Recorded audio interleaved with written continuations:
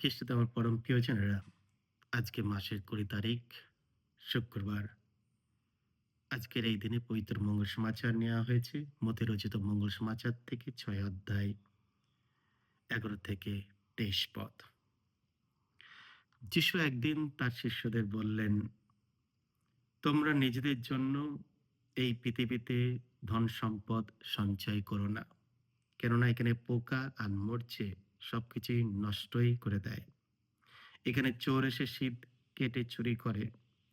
তোমরা বরং ধন সম্পদ সঞ্চয় করো স্বর্গলোকে, কেননা সেখানে পোকা আর মরছে কোনো কিছুই নষ্ট করে না, চোরও সিঁধ কেটে চুরি করতে আসে না। যেখানে তোমার ধন সম্পদ, তোমার মনটাও তো সেখানেই পড়ে থাকবেই। এই যে দেহ, চোখটা যেন তার প্রদীপেরই মতো। তাই তোমার চোখ যদি সুস্থ থাকে, তাহলে তোমার গোটা দেহটা আলোয় ভরে থাকবে। কিন্তু তোমার চোখটা যদি খারাপ হয়, তাহলে তোমার গোটা দেহটা অন্ধকারে ডুবে থাকবে। কাজেই তোমার অন্তরে যে আলো রয়েছে, অন্ধকারেই সেই আলো হয়, তাহলে কি দারুণ সেই অন্ধকার। এই হলো প্রভু যিশুর মঙ্গল সমাচার।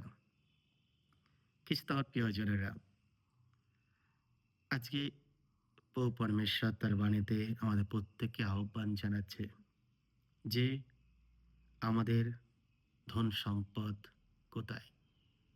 আমাদের আসল ধন সম্পদ কোথায় আমরা সঞ্চয় করে রাখছি? যিশু ২ ধরনের ধন সম্পদ আমাদের দেখিয়েছে। একটা হচ্ছে পার্থিব ধন সম্পদ, আরেকটা হচ্ছে স্বর্গীয় ধন সম্পদ। আমরা একটু লক্ষ্য করি পার্থিব ধন সম্পদের দিকে। পার্থিব ধন সম্পদ অনেক রকম হতে পারে। টাকা, পয়সা, সম্পত্তি, সফলতা, খ্যাতি, সুনাম ইত্যাদি। এই জিনিসগুলো থাকা মন্দ নয়। আমাদের প্রত্যেকের টাকা পয়সা দরকার। প্রত্যেকে চায় আমরা একটু বড় হই, মানুষের মতো যেন বাঁচি এই সমাজে। না? আর তার জন্য টাকা পয়সা, ধন সম্পদ সবকিছুই দরকার। কিন্তু এই জিনিসগুলি আমাদেরকে সত্যিই সাহায্য করছে স্বর্গলোকে যাওয়ার জন্য। এই যে জিনিসপত্র, ধন সম্পদ, টাকা পয়সা, খ্যাতি, সুনাম, এগুলো ক্ষণস্থায়ী ও অনিরাপদ। আর তার জন্য যিশু বললেন যে, এই সবগুলো কয়েক সময় পোকাতে নষ্ট করে দেয়, মূর্ছে ধরে যায়। চোর এসে চুরি করে নিয়ে যায়, ধ্বংস করে দেয়। না? এইগুলো বেশিদিন থাকে না। আজ আজের কাল শেষ। এ টাকা, পয়সা, ধন, সম্পত্তি না সারা জীবন আমাদের সঙ্গে থাকে না। আর তার জন্য আমাদের কয়েক সময় টেনশন হয়। যারা যারা ধনী, যারা বড়লোক, কয়েক সময় তারা ঘুমাতেও পারে না। অলওয়েজ চিন্তা করে এই টাকাগুলো কি করব? এত টাকা কোথায় রাখবো? কত টাকা সুদ হবে? কত টাকা ইন্টারেস্ট পাবো ব্যাংকে? না? অনেক ধরনের চিন্তা। কারণ আমাদের মনটা ওইখানেই পড়ে থাকে। তাই আমাদের মৃত্যুর পর আমরা জানি না আমাদের এই ধন সম্পদ আমাদের স্বর্গ কেড়ে নিতে পারবে কি পারবে না। আজকে আমরা একটা দুঃখের সংবাদ শুনলাম যে আমাদের প্যারিসের একজন মারা গেল, অগস্টিন মন্ডল। তার তো এখন কিছুই নেই। সে নিঃস্ব। এককালে ছিল অনেক কিছু, এখন কিছুই নেই। তার কাছে ধন সম্পদ কোনটা? তার জীবনে যা কিছু করেছে সে নাকি সে স্বর্গ ধন সম্পদ খুঁজে পাবে। আর তার জন্য নিজেকে প্রশ্ন করো, আমার এই পার্থিব ধন সম্পদ আমাকে সাহায্য করবে স্বর্গলোক পাওয়ার জন্য? আর তার জন্য ২য় পয়েন্ট যেটা আমরা আলোচনা করতে পারি হচ্ছে স্বর্গীয় ধন সম্পদ। পার্থিব ধন সম্পদের বিপরীত। স্বর্গীয় ধন সম্পদ হলো চিরস্থায়ী পুরস্কার, যেখানে আমাদের ঈশ্বরের প্রেমের পরিপূর্ণতা ও তার উপস্থিতি আনন্দ লাভ করা।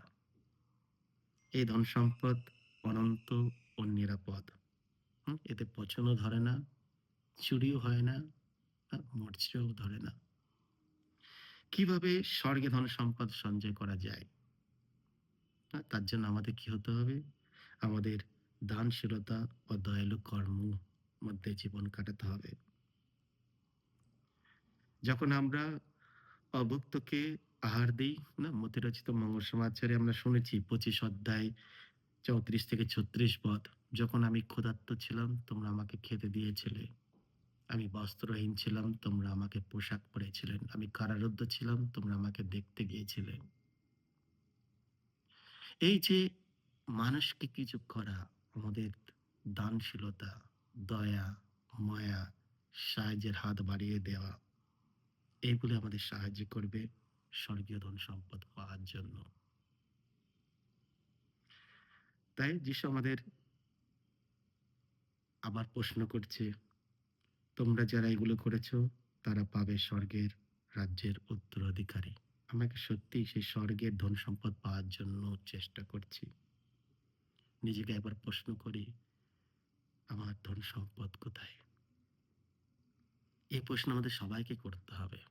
আমাদের এই যাত্রাপথে সবাইকে একদিন একদিন এই প্রশ্ন করতে হবে, আমার আসল ধন সম্পদ আমি কোথায় সঞ্চয় করে রাখছি? যেটা আমাকে সাহায্য করবে স্বর্গলোক পাওয়ার জন্য।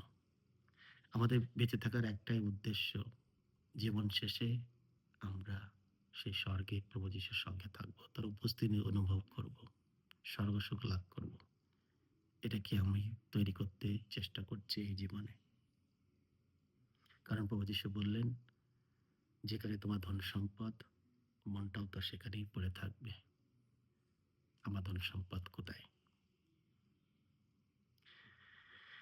দ্বিতীয় জিনিস আজকে আমরা দেখলাম যিশু আমাদের পরিষ্কারভাবে বললেন যে এই যে দেহ, চোখটা যেন তার প্রদীপের মতো। হুম? আমাদের চোখ আর আমাদের আলো, এই দুটোর জন্য কম্পেয়ার করেছে। যিশু তার বাণীতে আমাদের বললেন যে আমাদের দৃষ্টি, আমাদের দৃষ্টিভঙ্গি কিভাবে হয় বা কতটা গুরুত্ব আমি দেই। আমরা কি চোখে একে অপরকে দেখছি, কি চোখে এই পার্থিব জিনিসগুলি আমরা লক্ষ্য করছি। এখানে চোখ বলতে শুধু শারীরিক চোখ নয়, বরং আমাদের মন, আমাদের হৃদয়, আমাদের চিন্তা, আমাদের দৃষ্টিভঙ্গিকেই বোঝানো হয়েছে। চোখ যেমন দেহে আলো এনে দেয়, তেমনি আমাদের দৃষ্টিভঙ্গি আমাদের আত্মিক জীবনের আলো বা অন্ধকার আনতে পারে। এই চোখ ভালো জিনিসও দেখে, এই চোখ আবার খারাপ দৃষ্টিভঙ্গিতেও লক্ষ্য করে। সুতরাং আমি যেভাবে দেখব, আমি যেভাবে অনুভব করব, আমি যেভাবে বুঝতে চেষ্টা করব, আমাদের চোখ যেভাবে দেখবে, আমাদের হৃদয়, আমাদের মন, আমাদের দেহ সেভাবে গঠিত হবে।